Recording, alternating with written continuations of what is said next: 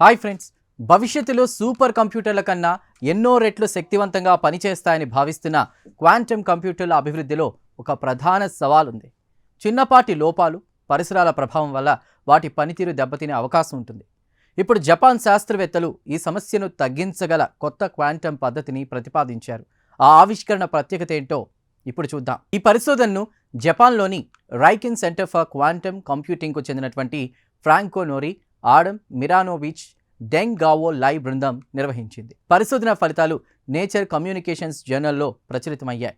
Quantum వ్యవస్థలో non reciprocal quantum synchronisation అనేటువంటి భావనపై శాస్త్రవేత్తలు అధ్యయనం చేశారు. సాధారణంగా సింక్రనైజేషన్ అంటే రెండు వ్యవస్థలు ఒకే విధంగా పనిచేయడం. కానీ ఈ కొత్త విధానంలో సమాచారం ఒకే దిశలో ప్రవహించినప్పుడు మాత్రమే రెండు క్వాంటమ్ వ్యవస్థలు సమకాలీకరించబడతాయి. ఇక వ్యతిరేక దిశలో అదే ప్రభావం కనిపించదు. ఇలాంటి ఒకే దిశ క్వాంటమ్ సమకాలీకరణను సాధించేందుకు శాస్త్రవేత్తలు ఫోనాన్లు అనేటువంటి కణాలను ఉపయోగించారు.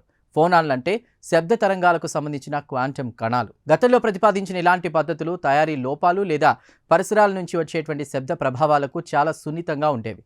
దీంతో వాస్తవ ప్రపంచంలో వాటిని అమలు చేయడం కష్టమయ్యేది. అయితే తాజా పరిశోధనలో శాస్త్రవేత్తలు రెండు వేర్వేరు క్వాంటమ్ ప్రభావాలను కలిపి కొత్త విధానాన్ని రూపొందించారు. దీని ద్వారా కాంతి లేదా అయస్కాంత క్షేత్రం ఒక దిశ నుంచి వచ్చినప్పుడు మాత్రమే ఫోనాన్లు సమకాలీకరించబడతాయి. ముఖ్యంగా తయారీ లోపాలు లేదా పర్యావరణ శబ్దం ఎక్కువగా ఉన్న పరిస్థితుల్లో కూడా ఈ క్వాంటమ్ సమకాలీకరణ కొనసాగించడం పరిశోధనలకు ఆశ్చర్యపరిచేలా చేసింది. ఇక ఇప్పటి వరకు సంక్లిష్ట రక్షణ వ్యవస్థలు లేకుండా ఇది సాధ్యం కాదని భావించేవారు. చూసారుగా, క్వాంటమ్ కంప్యూటర్లను మరింత స్థిరంగా, విశ్వసనీయంగా మార్చేందుకు శాస్త్రవేత్తలు కొత్త మార్గాలను అన్వేషిస్తున్నారు. ఒకే దిశలో పనిచేసే ఈ క్వాంటమ్ సమకాలీకరణ భావన భవిష్యత్తులో క్వాంటమ్ ప్రాసెసర్లు, క్వాంటమ్ నెట్వర్క్లు లోపాలను తట్టుకునేటువంటి క్వాంటమ్ సమాచార వ్యవస్థల అభివృద్ధికి ఉపయోగపడే అవకాశం కూడా ఉంది. ఈ ప్రత్యేక కథనంపై మీ అభిప్రాయాలను కామెంట్ ద్వారా తెలపండి. వీడియో నచ్చితే లైక్ చేసి ఛానల్ను సబ్స్క్రైబ్ చేయండి.